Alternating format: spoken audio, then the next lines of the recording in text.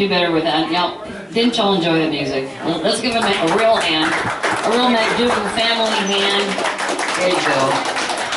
There you go. I mean, that's pleasant music. And you've been playing the drums for 63 years, you said? So he's familiar with the drums. And you, Alan, how long have you been playing that accordion? What do you want to do, date me now? I got to find out how old you are Let me add first. Are you above 80? 74 years? 74. Okay. All right. Okay, well, I'm going to call this business meeting to order. And I'm going to start. First of all, before I do that, I want to thank Chef Dave again for the brisket, sausage, and chicken. I attempted to eat the whole piece of chicken at one time, and I almost choked to death, but I made it. All the chicken's gone. We're going to have to. We have a little bit left, and I think Dave said he doesn't want to look at that barbecue anymore. He looked at it all night long. So if y'all want to take a little home, let's talk to Dave afterward, because it sure was good, wasn't it? Yeah, I think. Okay. And to all of you who prepared the good food, it was really good today. Okay. Now, you're the one that's filming me, and it's your time to get on the show to do the minutes and the treasurer's report.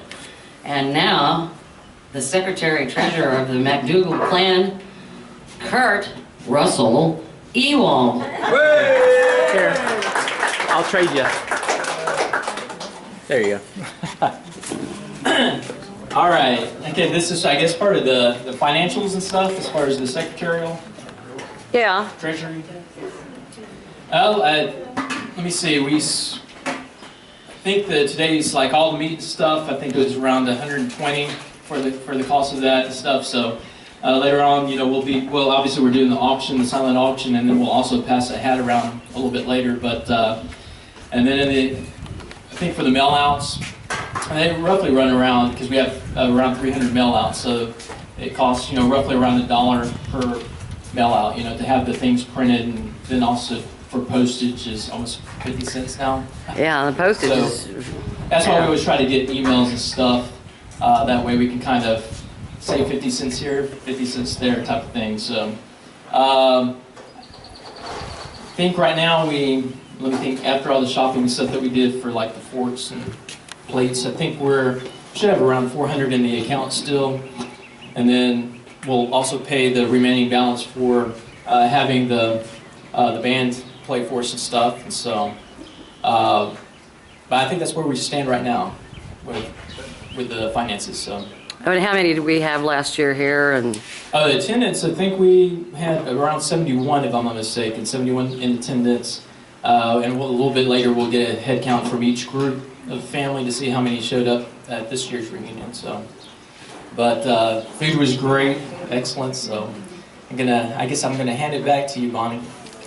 So, trade. Thanks. thank you, Kurt.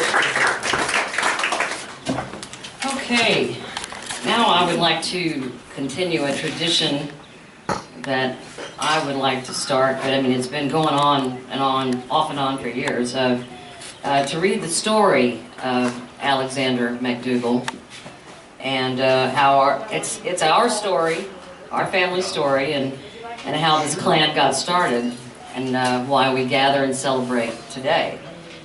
89 years later. This might be a good time before I ask my mother to come up and read that. Next year is obviously going to be, if I'm counting right, our 90th celebration. Do any of y'all have any ideas of what we could do special to celebrate our 90th? And don't everybody talk at one time. Take the airplane ride. Take an airplane ride. Okay. We could all jump into the river. Oh, really? Do y'all have any ideas of how we could, what we could do to make it a little more special next year? Since it's, you know, this is our 90th, our 89th consecutive year too. There was a few years Kurt was telling me in 2007 when everything almost fell apart, and Wanda Bublik and Kurt kind of took hold of things and kept things going. So anyway, if you have an idea, maybe you can call me or email me or something like that and tell me what you think. So Mom's spiel would take about 10 minutes. Some of you have heard it many times before, others of you maybe never, but I think it's worth telling. And we also have some extra copies. There's about 7 pages of it. If any of y'all would like a copy of the family story, I made about 10 copies. This is my mother, Josephine Bartles, from the William McDougall family. This wedding's going to have to start right about this time. Am I talking fine? No, I'll tell you what. Let's do talk right like that. You're never too old to learn, are you? Now, speak a little louder. Okay. This is called the McDougall clan in Central Texas. I gave this before, but there are some new faces here, and I think it's Can y'all hear okay? Okay. interesting. The McDougall story began in Central Texas around 1854, when Alexander McDougall arrived in Fredericksburg and met Johanna Raw, his future bride-to-be. Alexander left his home in Toronto, Canada, so the story goes, at age 18 after a dispute with his Irish stepmother. Probably at age 18 he was looking for an excuse to leave and go out into the world and seek his fortune. In this instance, it perhaps more aptly put to say, go face the cold, cruel world. Little did he dream when he left his native Canada that he was never to see his family or home again. To me, that's sad. Scarcely is anything now remembered of the stories he related through the years concerning his immediate family. They often mentioned a sister Jane, who apparently was very dear to him. She kept in touch by writing and sending pictures of family members. Sister Jane died in 1907 at the home of her daughter, Lena, Mrs. L.P.O. General, of 800 Knoll Street, Cleveland, Ohio. Lena took her mother's remains back to Toronto for burial in Mount Pleasant Cemetery, the family plot. Another family member was often mentioned was Sir William McDougall because of his exceptional oratorical ability. Knighthood was conferred upon him by the Queen, likely Queen Victoria, who reigned between 1840 and 1901. You will note that Sir William had several namesakes in Texas. Alexander named his first child William, who was my grandfather, and his son Henry also named his first son William. In Albany, New York, the year unknown, Alexander McDougall enlisted in the United States Army. He had to report directly to Fort Sam Houston in San Antonio, Texas. At Fort Sam, he was ordered to go with a group of cavalrymen to San Saba. The purpose of the assignment was to help round up the last Indians there, who were to be taken to Indian Territory in Oklahoma. When the weary soldiers arrived in Fredericksburg, they stopped at the famous Nimitz Hotel on Main Street for rest and a refreshment break. Here, some hospitable citizens had gathered to serve them some good old homemade bread and German coffee cake. Among the group was a teenage brunette girl by the name of Johanna Raw. She had immigrated with her parents to America when a young child. They were from Westphalia, Germany. Legend has it that when Alexander and Johanna met, it was a case of love at first sight. True it is that she could not speak English and he could not converse in German. In later years, she often recalled the day in Fredericksburg, telling how handsome he looked on a huge black horse as he departed and headed north toward San Sala. It is also said that before leaving, he vowed that someday soon he would return and again find that pretty raven-haired lassie.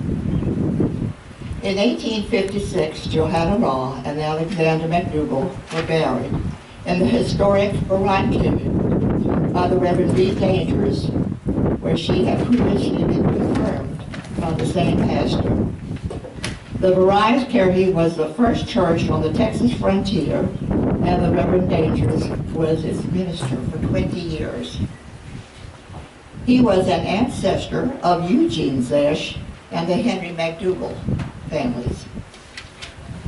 The young married couple first made their home in Wichita Falls, where he had received a small land grant from the government. Here their first child, a son they named William, was born. Again, my grandfather. One can imagine how lonely the young bride must have been, far away.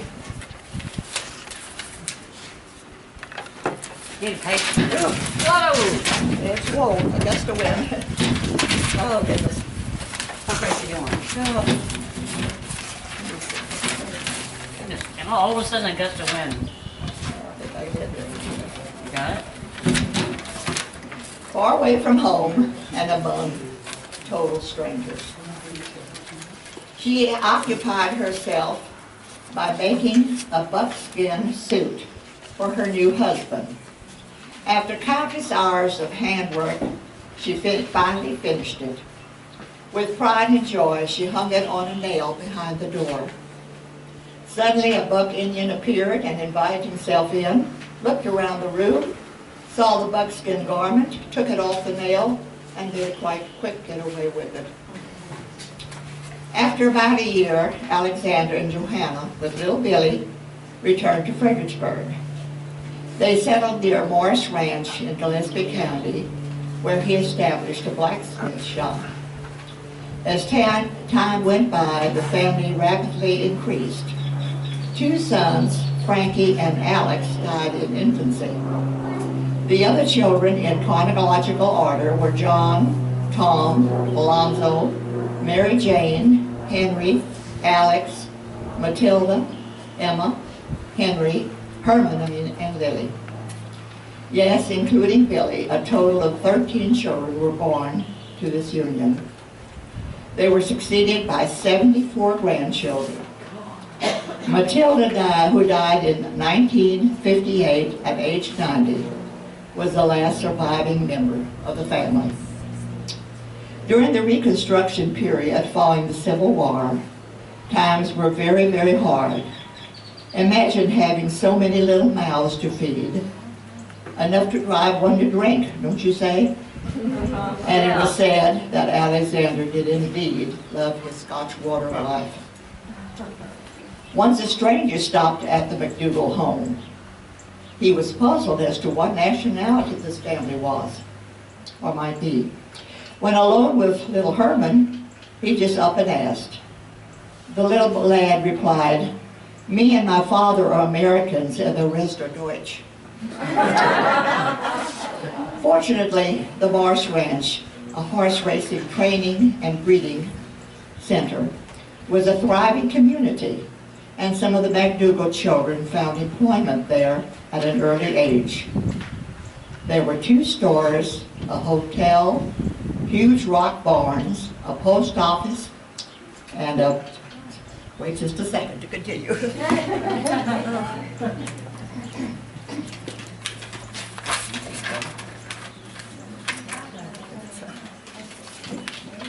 Sorry about that. And a home which is now listed in the National Register of Historic Places. The wealthy Morris family came from Michigan and originally bought the ranch for 25 cents an acre. In spite of their lack of worldly possession, the McDougalls were rich in spirit and had close family ties. Many evenings, the parents gathered the children around as the mother played the auto harp and father the fiddle. They enjoyed happy sing-songs together. Alexander often expressed a desire to see his Canadian family once more, but he was never privileged to return to Toronto. He said that he was reluctant to invite them to his home because of their meager existence. So how does one explain why a family with the Gaelic name McDougall speak German, prefer the waltz to the jig or Highland fling, are proficient in numerous musical instruments, but most have never seen a bagpipe? They love German hymns and folk songs, are fiercely loyal one to the other, and consequently to date have held 89 clan gatherings, making our first clan gathering in 1925.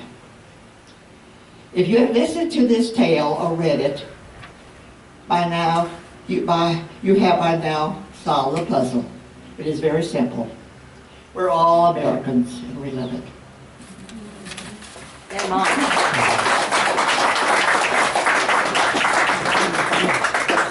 Germans with a Scottish name, right?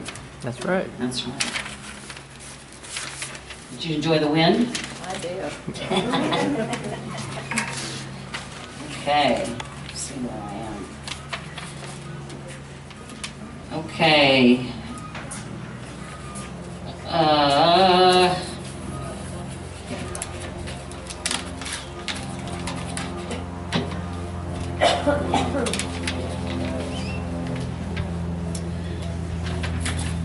Fine.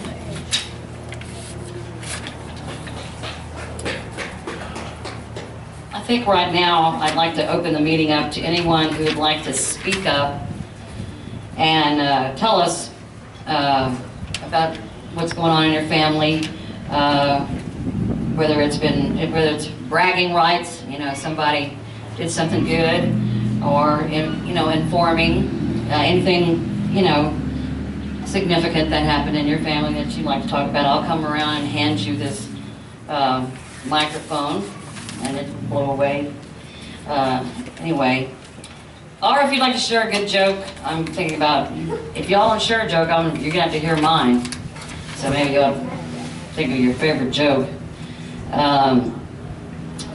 Now, I will start off by telling not the best news. We had 4 family members die this past year.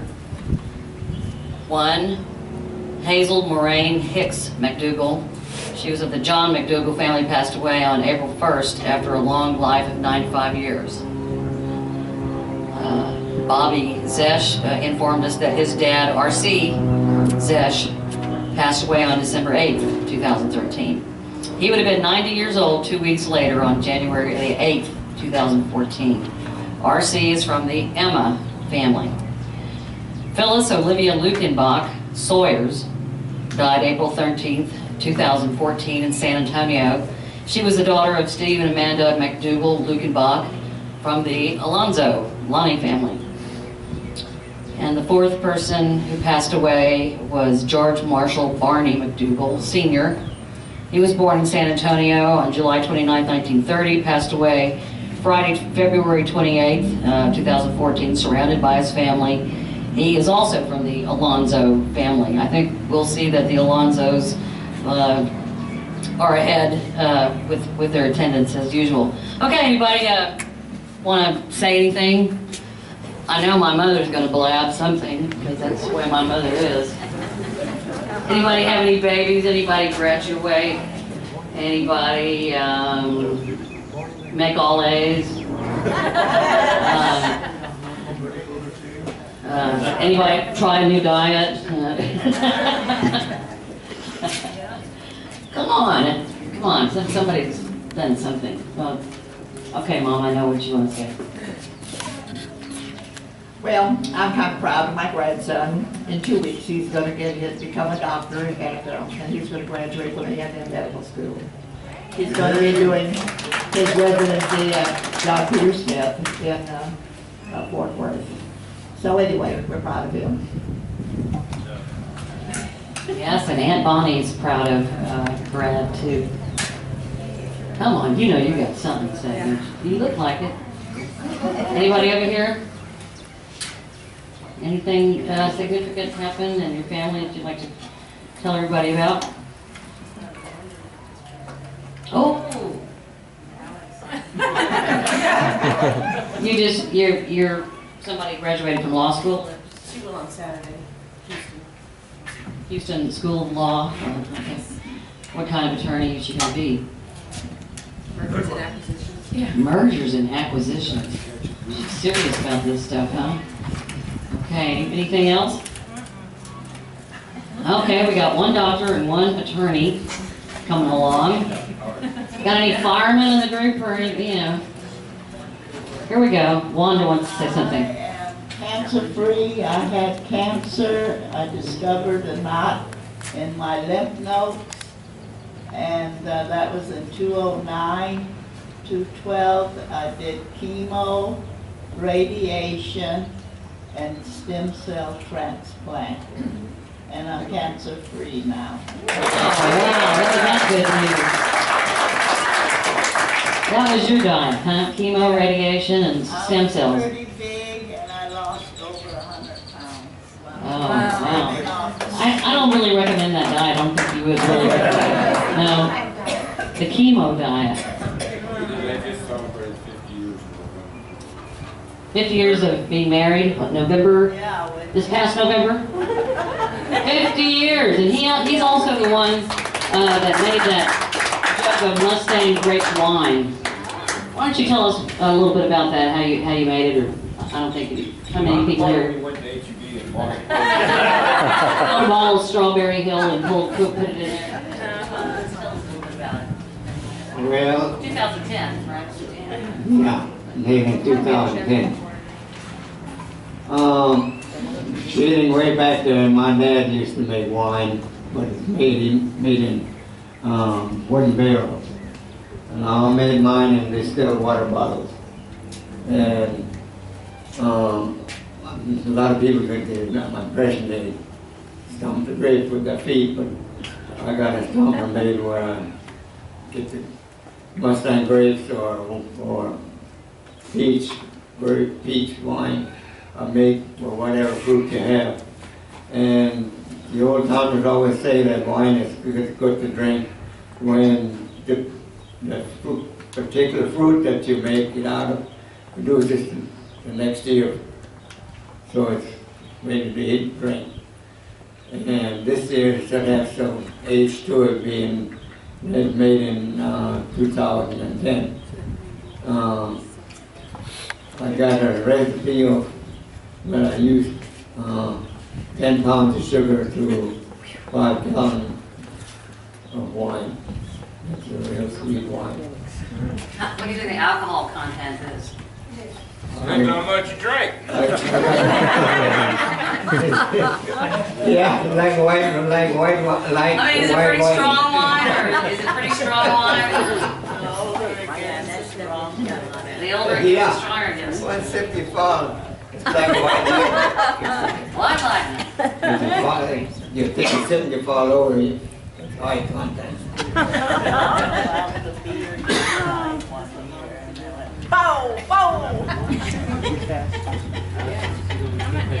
One year I tried my hand in making homemade food. My mother always said it tastes like home food. So her daddy comes along and after a bottle cap and he said, you got to put more sugar in there than just that little bit. So I said, okay.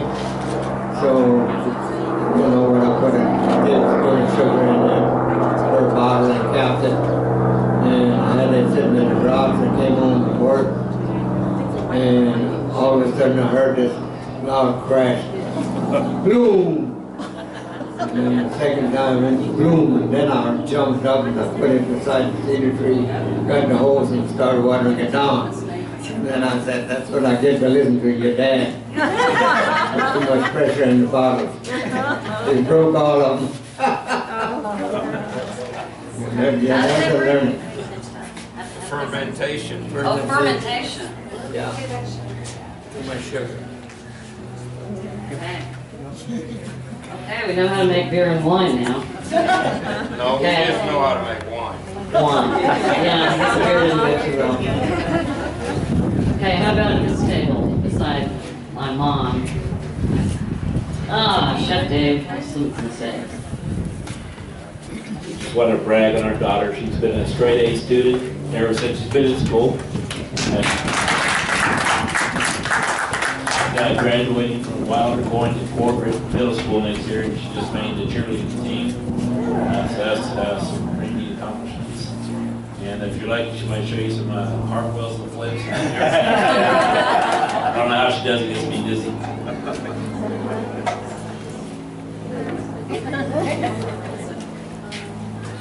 Larry, you want to talk about any grandbabies? No? Okay. How about over here? Brag about something. You got something to brag about, don't you? I sure do. I'm going to have another great grandbaby in October. That's going to make 2.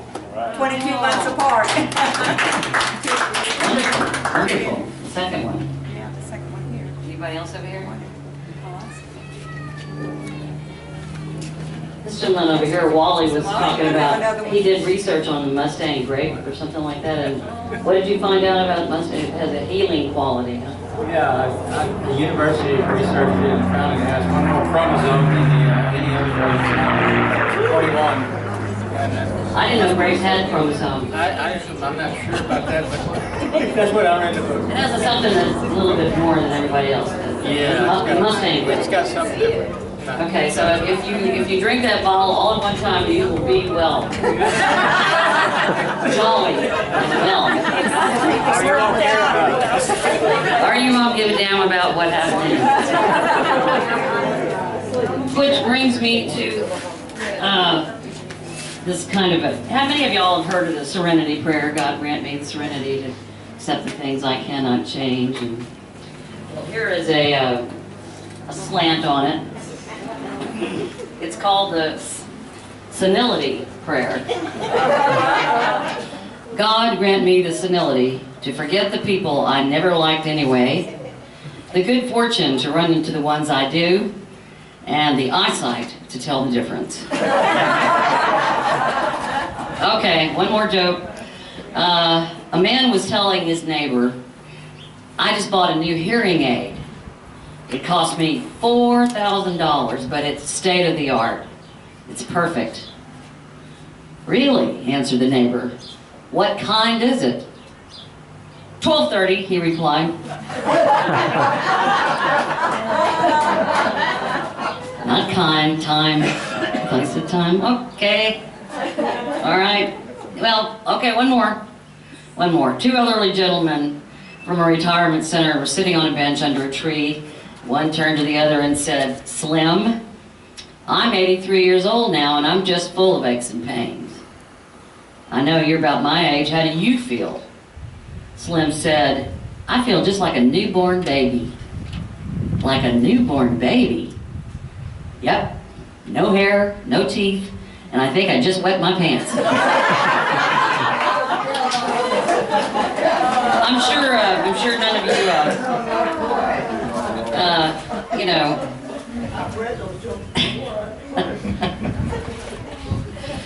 Okay, now it's time to get a head count and see who came from what family. You know, 7 boys and 4 girls.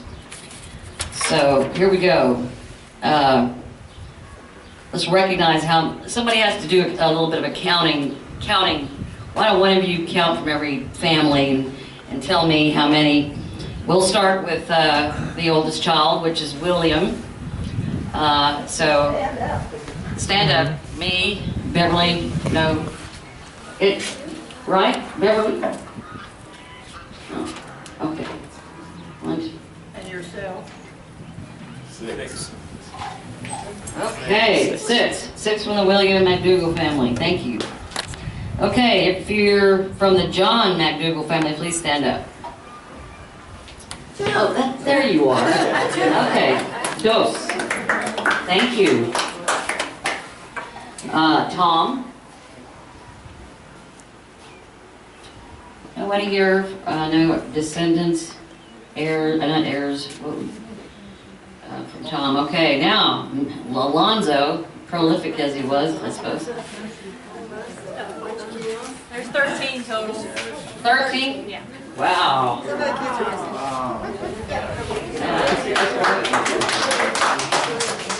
How about Mary Jane? Anybody here from the Mary Jane's family? Henry? Kent? Kent. Okay. Alex? Alexander Jr.? 6 of them. 6. Too tired to Wonderful. get up. Yeah, there you go. Do the wave. There you go. Okay, Matilda? 5. 5. Emma? How many? One less than 7, 6. Okay. I like number 7 better, but anyway. Okay. Herman? All right, and finally we have Lily. Anybody here from Lily's family? Okay, so 1, 2, 3, 4, 5, 6, 7 families were represented, and 4 of them not. Okay, now let's have a little fun with this. We're going to recognize who the oldest person is here, who the youngest person is here, and then who traveled the farthest. And I think we've got a little gift for you if you are the winner. So let's start at, do I hear 80? 88, 85, 90, did I hear anybody 70 years old? 70? No 7? Okay. Let's start at 85 then. I know she's 85. Anybody older than 85? Mama, you get Josephine Bartles as the oldest family member from the William McDougall family. Thank you for coming, Mom. Okay, let's do the youngest. Some of the kids are out and about, aren't they? Climbing trees and, you know, whatever. She's 5. Okay. Anybody younger than 5 today?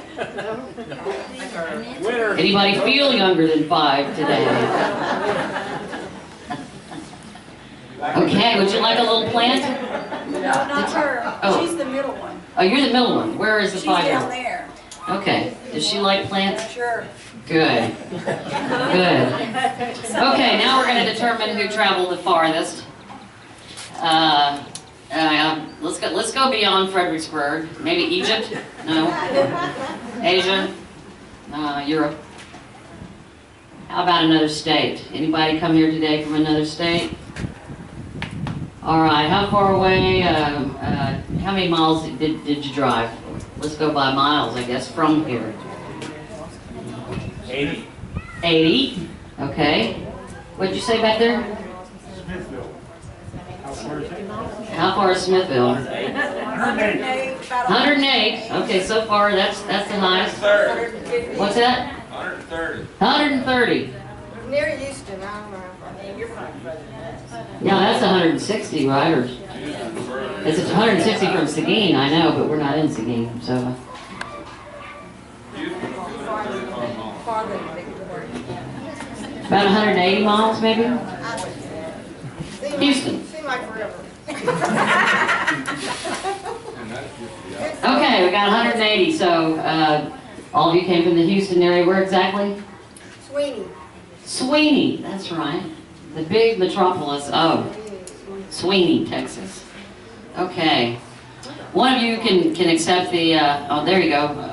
No, the farthest, well, y'all can have a plant together, I guess, right? Since I bought them, I'll just give mine to the other one.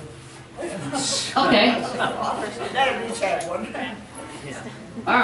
All right. We got that worked out. Okay. Okay. Now I want to get Keith Ray up here to maybe read off the names of the winners. Maybe I better go do that while he's standing here, and the 2 baby Afghans from Chris. Let's see if how we did. You want to come up here, Keith, or you want to just gather them up?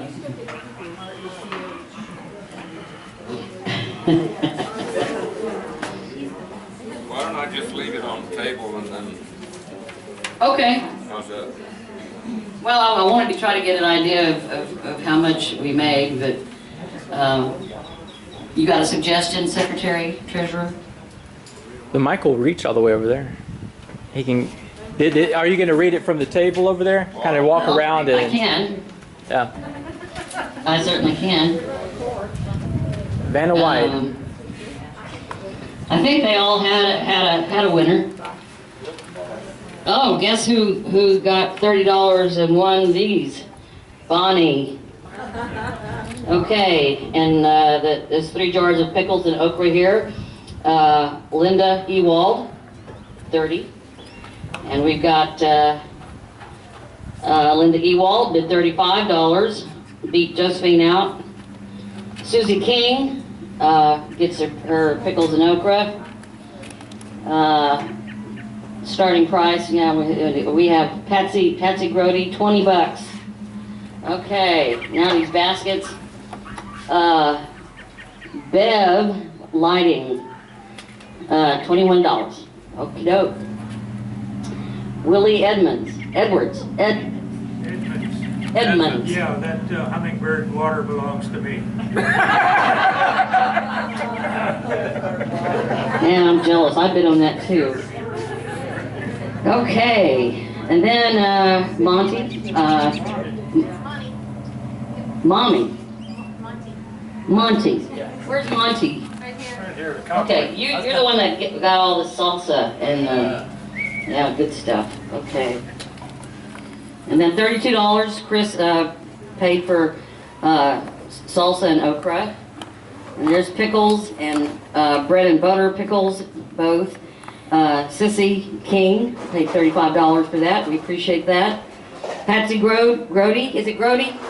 Grody paid $35 for this nice basket of pickles and jalapenos and this one is a special ketchup, salsa and okra from Monty. Paid $20 for that.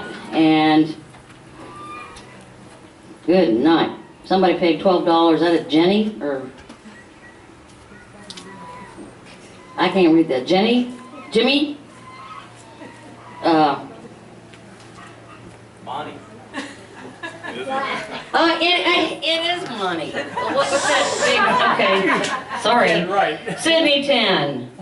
Chris Hall 20. Oh, Monty's doing real good. He's going to eat some pickles for sure. Okay, now over to the Afghans. Oh, we got $38 from S. King. And another $38 from S. King. What's your first name? Susie. Susie King. All right, so did you add all that up in your head, Secretary Treasurer? My video recorder's adding it up right now. His video machine is adding it up. Okay. Now let's, anybody got a hat? Well, we use yours. It's time to pass the hat. You know, it costs money, but as he explained, to have this reunion. And this is how we pay for it. There are no dues or fees. All we do is pass the hat. And thankfully have Keith Ray to donate all this for an auction. Don't you want to have a few words to say, Keith, about your product, or how to get more when you get to the end of the jar and you want more? All on the label. It's all on the label. He's a man of many words today. Yeah, we can take checks. Money, or how do you want me to do it? Sure, if you don't mind collecting it. Okay, Keith is going to take your money. Yeah, we're coming to the end. This concludes our business meeting. The band's going to continue to play till about 3, so we can continue to visit, eat, dance, and enjoy the Gemütlichkeit with one another. But right after this, before you head out, let's meet over there and take some photos. And I'll leave you with this thought. You don't stop laughing because you grow old. You grow old because you stop laughing. And that's the end. That's all, folks.